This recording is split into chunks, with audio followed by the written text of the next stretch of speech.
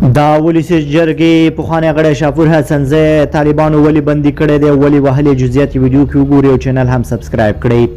سلام درنو لیدونکو ستړي مشئ.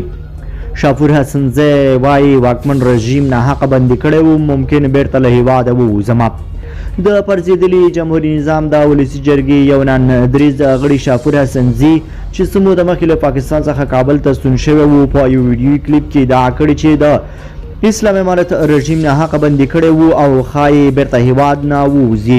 هغه له زیاتو جزئیاتو پرته ادعا کړې چې دغه له خپلو پوروړو کسانو څخه د پور غوښتلو په اثر طالبانو بندي کړی او بیا یې د شناخته خلکو په همکارۍ په سختې راخوشي کړی دی. حسنزي په دې اړه نور جزئیات نه دي ورکړي خو د اسلامي امارت مشرانو ته یې په خطاب کې ویلي چې د په وینا چلول دې نه ورسره کوي. نور دا هم ویلي دي چې کو داسې چلن ورسره وشي او په خبرې ساتونکي ورنه کړل شي ښایي بیرته له هیواده ووځي. شاپور حسنزي کابل ته له ستنېدو وروسته په څو تلویزیوني خپرونو کې د اسلامي امارت د رژیم له کړنو ملاتړ پر مخالفانو یې توندې نیوکې کړې وې. هغه د پرځېدلي جمهوري نظام پر مهال د هغه نظام له منتقدانو څخه هم و. د طالبانو چارواکو ویندویانو د نوموړي ادعا او څرګندونو د کوم غبرګون نه دی ښودلی.